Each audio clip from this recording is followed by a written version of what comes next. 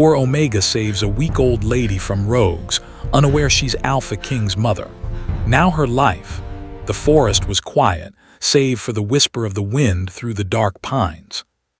Shadows stretched across the moss-covered ground, and a faint mist curled around the trees like ghostly fingers. In this solitude, Lyra moved carefully, her bare feet brushing against the soft earth. She had always lived at the edge of the forest, away from villages and towns, where people's eyes judged her for being small and weak. They called her an Omega, the lowest rank in the hierarchy of the world beyond these woods, but Lyra did not care. She had her little home, her garden of wild herbs and the quiet peace of the forest. That was enough. As she bent down to pick a cluster of bluebell flowers, a sharp, panicked scream pierced the night. Lyra froze, her heart hammering. The sound came from deeper in the woods, a place she rarely ventured. It was the kind of cry that carried fear, pain, and hopelessness all at once. Without thinking, she clutched her small satchel, tucked a knife at her waist for safety, and ran toward the sound. Branches clawed at her sleeves, and the mist seemed to thicken with every step. Then, just beyond a fallen oak, she saw them. 3 rogues, rough and cruel-looking, had surrounded a frail old woman. Her hair was silver like moonlight, her robes torn and dirtied, and her hands trembled as she tried to fend them off. "Give me your gold, old woman, or we'll take more than that," one of the rogues sneered, brandishing a dagger. Lyra's breath caught. She was no warrior. She was small, often underestimated, and her strength lay only in her wit and speed. But she could not watch this helpless woman suffer. Her mind raced. She needed a plan fast. The first rogue leaned down to grab the woman's satchel. Lyra shouted, "Hey, leave her alone." The rogues turned. A slight figure stood among the shadows, hands shaking but eyes blazing with defiance. One of the men laughed cruelly. "And who are you? Some tiny forest mouse?" Lyra clenched her teeth. She did not answer. Instead, she reached into her satchel and pulled out a pouch of herbs, throwing it at the ground near the rogue's feet. A sudden burst of smoke filled the air, irritating eyes and making it hard to see. The old woman coughed, stumbling back, while the rogues swore and waved their arms. Lyra took the moment to grab the woman's hand. "This way," she whispered urgently, pulling her toward a narrow path that twisted between the trees. The rogue who had been distracted by the smoke turned, spotting them. "Get them," he shouted. Fear surged, but Lyra ran faster than she ever had. Her heart pounded, legs burning, but she did not stop. The forest seemed to help her, the familiar twists and roots guiding their escape. She could hear the rogues shouting behind them, the sound of their heavy boots crushing undergrowth. Finally, after what felt like an eternity, they reached a small clearing where the mist thinned. Lyra pushed the woman behind a cluster of ferns and knelt to catch her breath. The woman's face was pale, her eyes wide with surprise and fear. "Thank you, child," she whispered, her voice fragile but filled with something heavy, something like awe. You saved me." Lyra shook her head. "It was nothing. They would have hurt you badly if I hadn't. I couldn't just stand there." The woman studied her for a long moment. "You have a brave heart," she said softly, "braver than many warriors I have known." Lyra blushed, uncomfortable with the praise. She had never thought of herself as brave. She was just trying to survive day by day without causing trouble. "Are you hurt?" Lyra asked, noticing a faint cut on the woman's hand. "I will heal," the woman replied, wincing.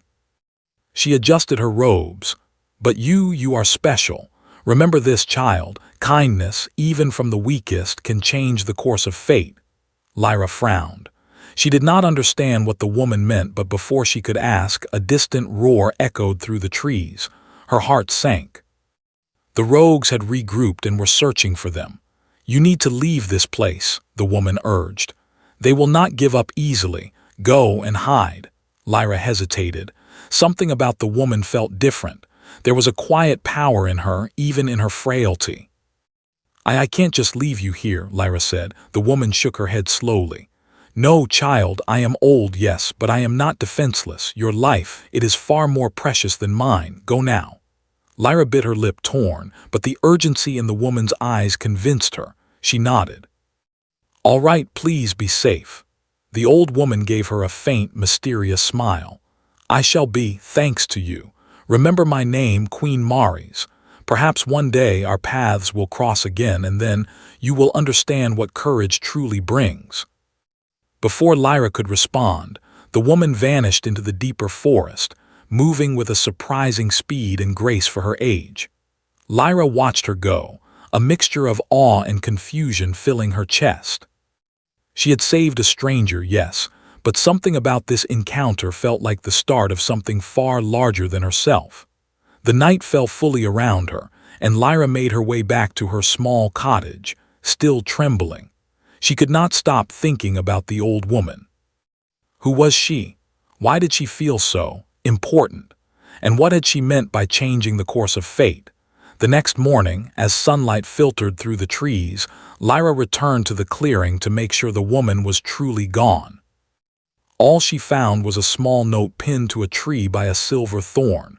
She picked it up, hands trembling, and read the elegant handwriting. "Your kindness will shape destinies. Be ready, child." Lyra's heart skipped a beat. She did not understand, and a shiver ran down her spine. What did it mean? And why did it feel like her life had changed forever? For days afterward, she could not focus on her simple routines. Every rustle of leaves, every shadow among the trees made her jump. She felt, watched. She did not tell anyone about the encounter, not even the few villagers she sometimes traded with. Who would believe her story of rogues, smoke, and a mysterious old woman claiming to be a queen? Yet, as the sun rose and set, a new fire began to grow in Lyra's chest. She realized that the world was larger, more dangerous, but also more wondrous than she had ever imagined. And deep inside, she felt the first stirring of courage, a quiet determination to face whatever came next. Little did she know, the simple act of compassion, saving a frail old woman, had set events in motion that would sweep her from the quiet safety of the forest to the very heart of a kingdom. A kingdom ruled by power, fear, and a king whose name alone commanded awe. King Thorin, Alpha of the Northern Realm. The night of her encounter, as Lyra lay awake staring at the moon through her small window, a shadow moved across the forest. Silent, deliberate, and watchful. Someone was seeking the Omega who had dared to save the queen. Lyra had no idea that tomorrow, her life would no longer belong to her, that the forest she knew would become a place of secrets, danger, and destiny, and that the small, timid Omega would soon step into a world where courage, love, and power collided in ways she could never have imagined. Her heart raced, both with fear and an unspoken excitement. Somewhere far away, a king was being told that his mother had survived, and that a mere Omega had been the reason. And so, as the wind whispered through the trees, Lyra did not yet know that the simple choice to help someone in need had begun a story that would change everything. Because kindness, bravery, and fate often move in ways the world cannot predict.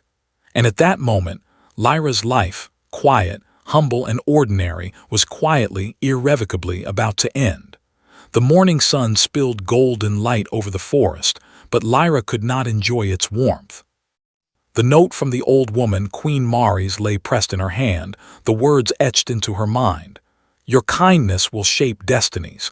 Be ready, child." She had read it a dozen times, yet their meaning remained a mystery. Lyra tried to continue her daily life, tending her herbs and gathering food, but unease shadowed her every step. The forest no longer felt safe. Every rustle of leaves, every sudden snap of a branch made her heart race. And deep inside, she felt a pull she could not explain, a sense that her life was about to change in ways she could never predict. That afternoon, a thunderous roar shattered the calm of the village near the forest. Villagers looked up from their chores, alarmed and fearful. Horses stamped, hooves clattering against stone, and armored riders surged through the streets with speed and precision. At their head rode a man unlike any Lyra had ever seen. broad-shouldered, tall, and exuding a power that seemed almost unnatural. His silver hair glinted in the sunlight, and his piercing eyes scanned the crowd with unmatched intensity.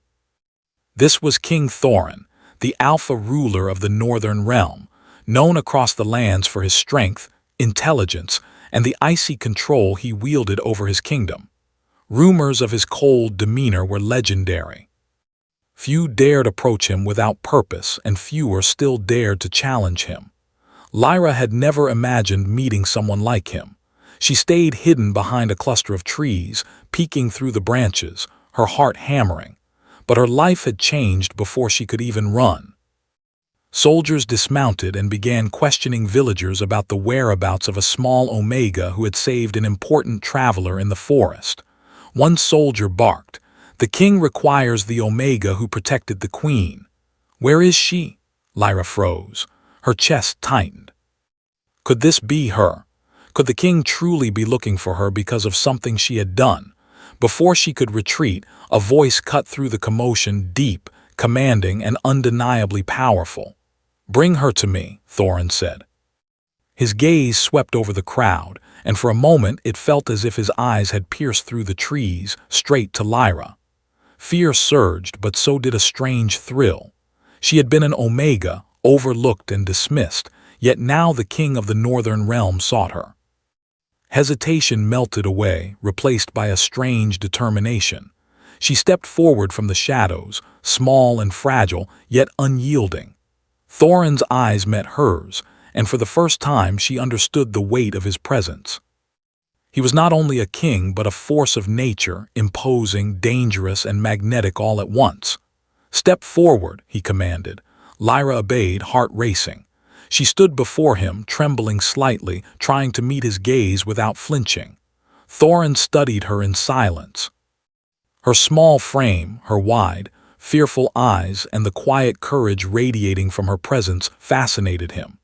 He had expected someone timid, perhaps foolishly brave, but not someone who held herself with such dignity even in fear. "You are the Omega who saved my mother?" he asked, voice steady but tinged with curiosity. Lyra nodded. "Yes, I only did what anyone should do. She was in danger and I couldn't leave her." Thorin's expression softened just slightly. He had heard countless tales of courage, yet rarely had he seen such pure, uncalculated bravery.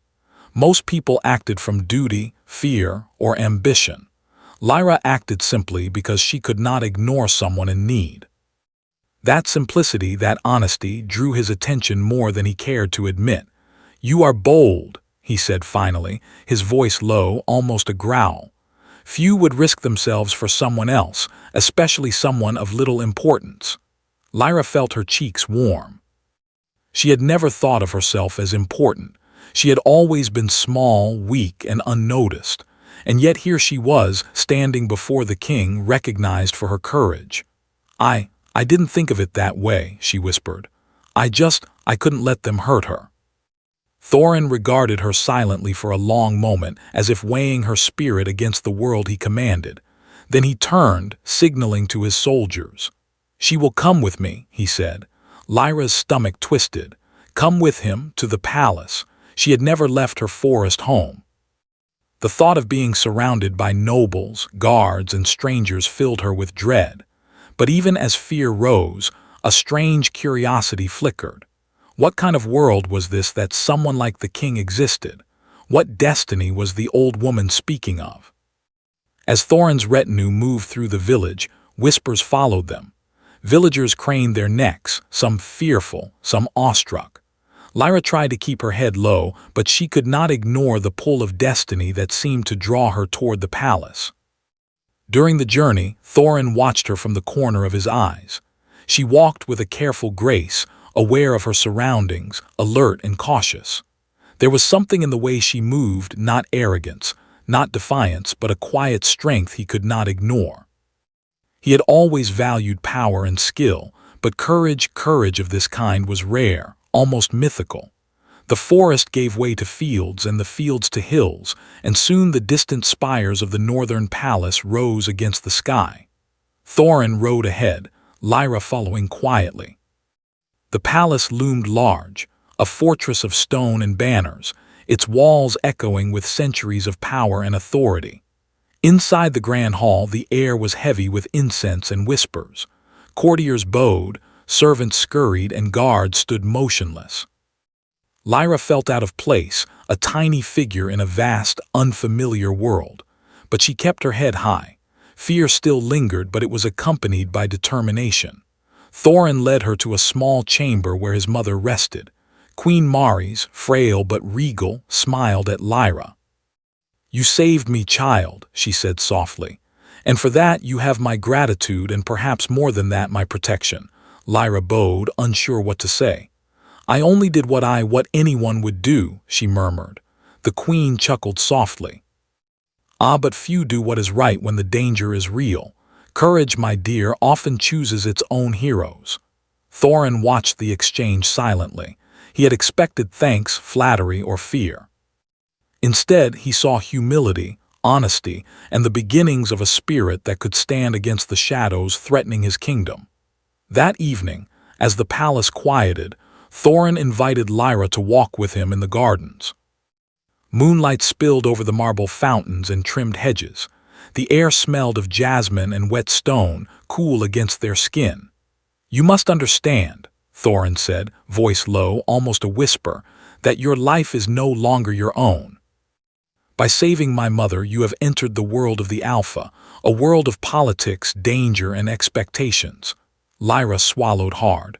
I didn't want any of this. I only wanted to help her." Thorin's gaze softened, though the weight of authority remained. "And yet you did. That choice, that courage, it will mark your path forever. You may not understand it yet, but soon you will." The quiet between them stretched, filled with an unspoken tension. Lyra could feel the power radiating from him, a force both terrifying and magnetic. And yet beneath the armor of authority she sensed a glimmer of something more human, a man capable of wonder, gratitude, and even loneliness. Suddenly, a shadow passed over the garden. Lyra tensed, reaching instinctively for the dagger at her waist. Thorin's hand was on her shoulder in a heartbeat, steady and firm. "Stay close," he murmured. A figure emerged from the trees, a messenger, breathless, holding a sealed scroll. Thorin took it and broke the seal. His eyes narrowed as he read the message. "They are moving faster than I anticipated," he said, voice tight with concern. "A faction in the court, they seek to exploit weakness. You, Omega, must be careful. Your courage has drawn attention and not all of it is welcome." Lyra's stomach twisted. She had thought danger was behind them, that by saving the queen, she had done something noble. Now she realized the world beyond the forest was filled with shadows, plots, and people who would not forgive what she had done. Thorin turned to her, his gaze intense. "You will need to trust me, and you will need to trust yourself. The smallest act of courage can change everything. And soon, child, soon, you will see just how high the stakes are." Lyra swallowed hard, fear and excitement battling inside her. She was far from home, far from the quiet forest she had known. Yet in her heart a spark had ignited, a courage she had never known she possessed, and a connection to a king whose world was as dangerous as it was grand. As they walked back to the palace, the night deepened. The wind whispered through the gardens, carrying secrets that only the brave could hear. And somewhere in the distance, hidden from sight, eyes watched their every step, waiting for the moment to strike. Lyra realized with a shiver that her life had changed forever. She was no longer a simple Omega living quietly in the forest. She had entered a world of power, danger, and destiny, a world where courage could save lives, and one small choice could shape the fate of many. And as the palace gates closed behind her, she understood the truth of the old woman's words. Her kindness had set destinies in motion. But she had no idea what challenges awaited, what enemies lurked, or what her heart would have to endure in the days to come. Her journey with King Thorin, the Alpha of the Northern Realm, had only just begun. The palace was vast, its walls echoing with centuries of power and whispers of secrets long buried. Lyra moved cautiously through the corridors, her small frame almost lost amid the towering stone and gilded decorations. She had never imagined such a place existed, a kingdom of wealth, influence, and shadows. Yet despite her fear, she felt a strange thrill. The world she had known, simple and quiet, was gone forever. King Thorin walked beside her, his presence both commanding and protective. He did not speak much, but the intensity of his gaze weighed on her with every step. The palace staff bowed to him instinctively, whispering his name as if it were a sacred word. Lyra felt both insignificant and strangely important, caught between the fear of the unknown and the pull of destiny. "Stay close," Thorin said quietly. "The court is not as it seems.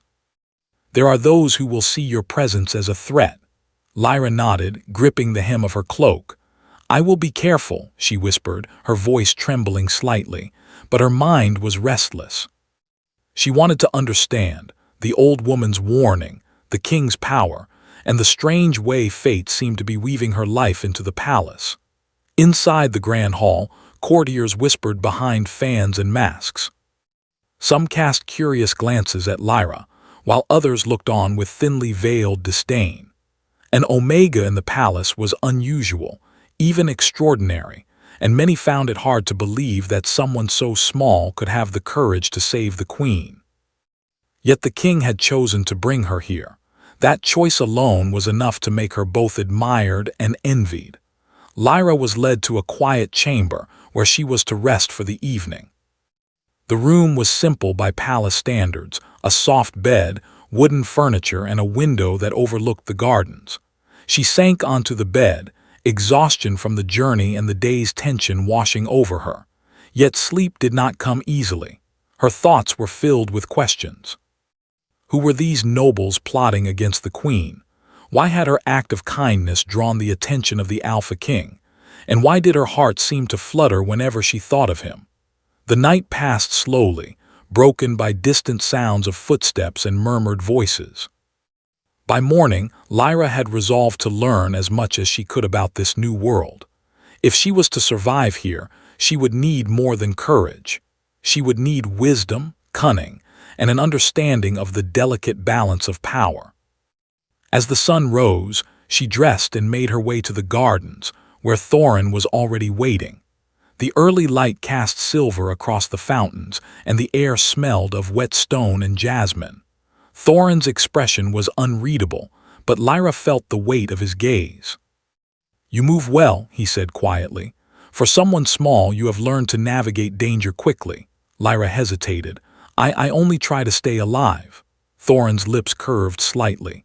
"Survival is one thing. Courage, however, courage changes more than survival. It shapes destinies." The words made her pause. She remembered the Queen's note. "Your kindness will shape destinies. Be ready, child." Perhaps this was what it meant. Perhaps her small act of bravery was more important than she could imagine. But the palace was not a place of simple lessons. Shadows lingered everywhere. Even in the morning light, whispers of betrayal and envy followed her. A group of young nobles approached, their expressions polite but their eyes cold. "King Thorin," one said, bowing low, "this is the Omega who saved your mother." Thorin inclined his head. "Yes, she is here by my choice." The nobles exchanged glances, a mixture of curiosity and suspicion. One of them, a man with sharp eyes and a smug smile, stepped closer. "An Omega in the palace is unusual. Perhaps the king has forgotten the hierarchy of our land." Lyra felt her heart race. The man's tone was mocking, yet polite enough to avoid direct offense.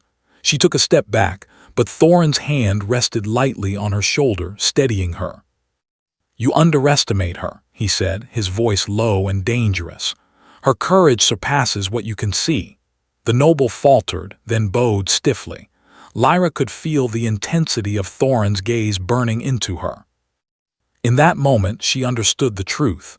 In this world of power and intrigue, she was no longer just a helpless Omega. She had a place, and that place was important, though it came with danger. The day passed with lessons in court etiquette, introductions to nobles, and careful observation of the political landscape.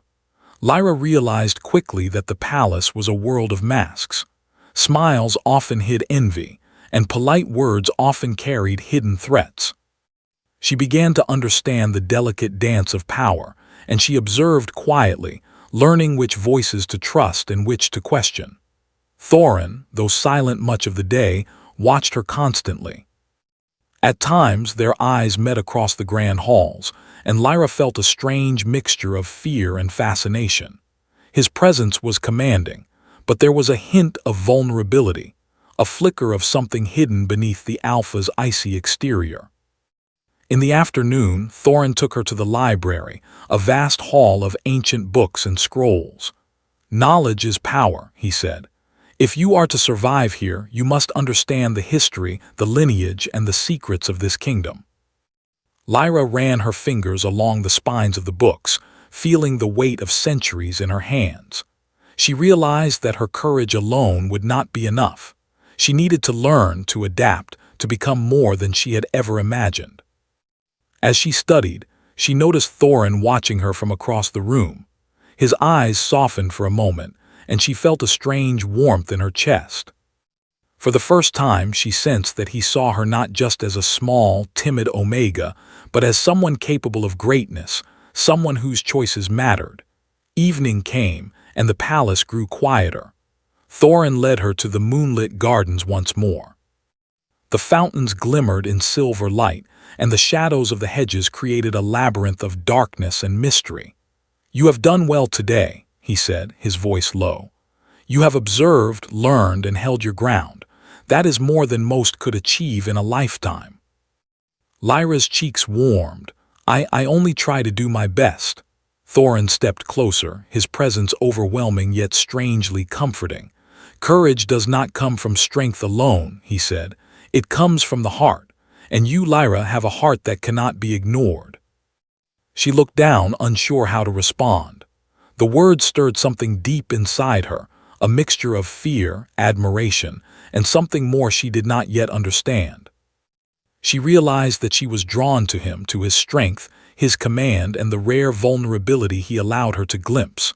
Suddenly, a distant clatter broke the moment. Guards hurried past, their armor clinking, and voices rose in alarm. Thorin's eyes narrowed. "They are moving faster than expected," he said grimly. "The faction in the court, they are making their move tonight." Lyra's stomach twisted. Danger had followed her from the forest into the palace. Her bravery had brought her into the center of intrigue and plots that she barely understood. Thorin's gaze softened as he looked at her. "You will need to trust me," he said, "and you will need to trust yourself. The courage that brought you here will guide you, but the world is full of shadows. You must be ready." Lyra nodded, determination rising in her chest. She had faced danger in the forest and survived. She had saved a life when no one else would. Now in the palace, she would need every ounce of courage she possessed. As night fell, the moon casting silver light over the marble, Lyra and Thorin stood together in the gardens, the palace looming around them. The air was tense with expectation, filled with unspoken threats and promises. From the shadows, a figure watched silently. Eyes glinted in the darkness, a cruel smile playing on their lips. "So the Omega has entered the court," the figure whispered. "Let the games begin." Lyra felt a shiver run down her spine. She did not yet know who the figure was, nor what dangers awaited. But she knew one thing: her life had changed forever. She was no longer an Omega in a quiet forest. She was part of a world of power, intrigue, and destiny. A world where courage, love, and danger collided in ways she had never imagined. And as she looked at Thorin, standing tall and commanding beside her, she realized that the path ahead would test her in ways that went far beyond survival. Her heart beat faster, a mixture of fear and anticipation. The palace was alive with secrets, and she was now part of its story. The Omega who had saved a queen was no longer invisible. Her courage had set events in motion, and the next steps would decide not only her fate but the fate of the kingdom itself. The night was unusually still in the northern palace. Moonlight poured through the tall windows, casting long shadows across the marble floors. The gardens shimmered silver, but the air carried a tension that made Lyra's skin prickle. She knew that the palace was no longer just a place of beauty and safety. It had become a stage for danger, a labyrinth of intrigue where every whispered word could hide betrayal. Thorin stood beside her, his posture rigid, eyes scanning the dark corners of the garden. The Alpha King's presence was overwhelming, a force of authority that seemed to bend the night itself. Yet there was something human in the way he watched her, protective, concerned, and quietly admiring. Lyra felt her heart beat faster. She had never encountered a man like him, a king so powerful, yet capable of subtle kindness. "They are coming," Thorin said, his voice low, a whisper meant only for her. "The faction plotting against the queen has moved tonight. They intend to strike at the heart of the palace. You must be ready, Lyra." Lyra swallowed hard. She had faced danger in the forest, but this was different. This was a palace full of hidden corridors, secret passages, and conspirators who knew the power of their positions. She could feel fear, but it was laced with determination. She had survived before. She could survive again. The first sound came as a whisper of movement, a shadow slipping past a torch in the hallway. Thorin's hand rested lightly on her shoulder, steadying her. "Stay close," he commanded. Lyra nodded, gripping her small satchel where she kept herbs and tools from the forest. The palace, with all its grandeur, suddenly felt like a cage filled with unseen predators. But she was no longer just a timid Omega. She was someone who had faced fear, saved a life, and drawn the attention of the most powerful king in the realm. Courage was no longer a choice, it was her shield. The conspirators moved with careful precision, but Thorin anticipated their steps. He led Lyra through a hidden corridor, past gilded halls and sleeping guards, until they reached the queen's chambers. Queen Maris, though frail, stood ready with her loyal attendants. Her eyes glinted with relief upon seeing Lyra and Thorin together. "You came," she whispered, voice trembling but resolute. "Thank the stars for your courage, child. And you, my son, the palace and I owe our lives to you both." Thorin inclined his head, his expression unreadable. "This is not over, mother. They have underestimated her." "We cannot." His words hung in the air, heavy with unspoken threats. Lyra stepped forward, feeling a surge of determination. "I will help," she said. "Tell me what I need to do." The queen's eyes softened. "Use your courage, Lyra. Trust your instincts. And know, even the smallest heart can face the greatest danger." Thorin's gaze met hers. "Stay close to me," he instructed. "And remember, courage is not the absence of fear. It is acting despite it." The conspirators struck as the moon climbed high. Torches flared in the hallways, shadows danced across the walls, and the clash of metal echoed through the palace. Lyra moved alongside Thorin, her small size allowing her to slip past the larger enemies, her quick thinking turning potential danger into opportunity. She threw herbs into the air to create smoke, distracting attackers, and guided the queen and her attendants to safer corridors. Even in the chaos, Thorin's presence was a constant. He fought with precision, his every movement powerful yet controlled. Lyra could see the loyalty of the guards, the fear in the conspirators' eyes, and the weight of responsibility the king bore. And yet, amidst all of this, he never left her side. At one moment, a masked figure lunged from the shadows toward the queen. Lyra reacted instantly, stepping between them and throwing a small iron charm she had carried for protection. The figure stumbled, and Thorin was there in an instant, his strength overwhelming. Together, they neutralized the threat. Lyra's heart raced, not from fear, but from the realization that she was no longer helpless. She had grown, her courage had become a weapon, and her quick thinking a shield. She was no longer simply an Omega. She was someone whose actions could change the fate of kings and queens. After what felt like hours, the palace quieted. The conspirators had been captured or driven away, their plans foiled by the combined courage and skill of Thorin and Lyra. The queen was safe, and the halls, once filled with shadows, now held a cautious peace. Thorin turned to Lyra, his expression a mix of admiration and something more intimate, something she could not name. "You have done well," he said quietly. "I have seen many warriors, many courtiers, but few have the courage you have shown. You are extraordinary, Lyra." Lyra felt her cheeks flush. She had never thought of herself as extraordinary. She had only acted from instinct, from the need to protect. And yet, standing beside the Alpha King, amidst the grandeur and danger of the palace, she realized she had changed. She was no longer the timid Omega of the forest. The queen stepped forward, placing a frail hand on Lyra's shoulder. "You have my eternal gratitude, child. You have not only saved me but reminded us all that courage can come from the most unexpected hearts." Lyra bowed, feeling a mixture of pride and humility. She looked at Thorin, who remained standing tall, his piercing gaze softer now, almost reflective.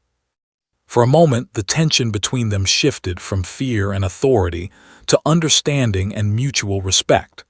That evening, in the quiet of the moonlit gardens, Thorin and Lyra walked together. The fountain sparkled silver, and the scent of jasmine mingled with the cool night air. Lyra's heart still raced, not from danger, but from the closeness of the man beside her. "You have changed, Lyra," Thorin said softly. "From the moment I met you in the forest, I sensed something different. Courage, yes, but also compassion. You see the world in ways few do. That is why you survived the rogues and why you have survived tonight." Lyra looked down, feeling a warmth in her chest. I did not know what I was capable of. I only acted when I had to, but I feel different now, stronger, braver, more alive than ever before." Thorin nodded, his expression unreadable yet filled with intensity. Strength is not always measured by power alone. The heart, the mind, and the courage to act despite fear, that is true strength. And you, Lyra, have it in abundance. For the first time, Lyra felt a connection to the king that went beyond fear or respect. She saw not only the Alpha who commanded armies and ruled a kingdom, but a man who could recognize and value the strength in someone like her. A bond, quiet but powerful, began to grow between them, one built on trust, courage, and mutual understanding. The night deepened, and the palace quieted further. Lyra stood beside Thorin on a balcony overlooking the city. The moon reflected off the rooftops, and the stars shimmered like scattered diamonds. She realized how far she had come, from a small, timid Omega in the forest to someone who had faced danger, protected the queen, and stood beside the Alpha King. Yet even in this moment of calm, a shadow lingered. In the darkness beyond the palace walls, eyes watched, calculating and patient. The conspirators were not finished. Danger still lingered, waiting for the moment to strike again. Thorin's hand brushed against hers, a small gesture of connection, reassurance, and recognition. "You have changed my world, Lyra," he said softly, "and together we can face whatever comes next." Lyra nodded, feeling the weight of destiny settle on her shoulders. She had grown stronger, braver, and more certain of herself. She had learned that courage could come from the smallest hearts, that destiny often chose the unexpected, and that even the meekest soul could shape the fate of a kingdom. The night stretched before them, full of possibilities and unseen challenges. Lyra felt both fear and anticipation, but for the first time she was ready to face the future, not as a timid Omega, but as someone who had embraced her courage, her heart, and her destiny. And as she looked up at the stars, she realized that this was only the beginning. Her journey had transformed her, her life had been forever changed, and her connection with Thorin, both as king and man, would shape not only her heart but the fate of the kingdom.